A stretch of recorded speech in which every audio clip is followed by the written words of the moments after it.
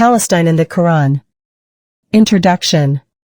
Palestine, also known as the Holy Land, holds significant importance in both religious and historical contexts.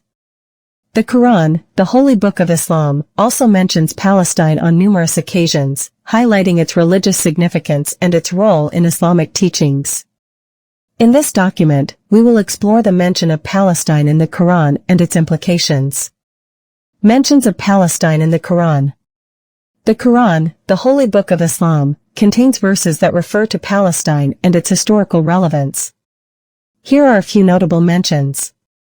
1. Surah al-Baqarah, Chapter 2. In Surah al-Baqarah, the second chapter of the Quran, Palestine is mentioned several times.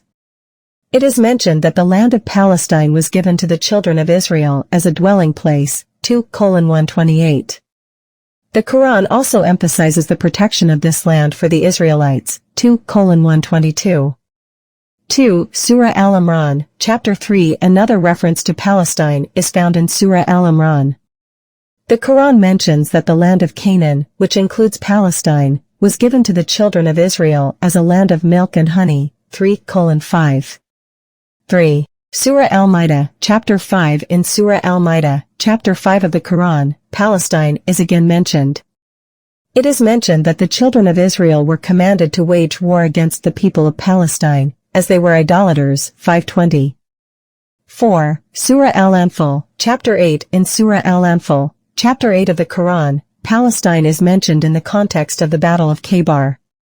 The Prophet Muhammad, peace be upon him, led an expedition against the people of Khaybar, who were located in present-day Palestine. The Quran mentions that this expedition was aimed at spreading Islam and establishing peace and security in the land, 8:26.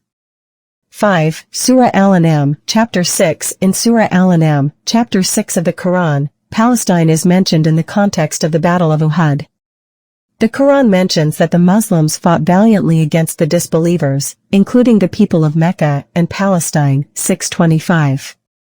Significance of Palestine in the Quran. The mention of Palestine in the Quran carries significant religious and theological implications. Here are some of the key aspects.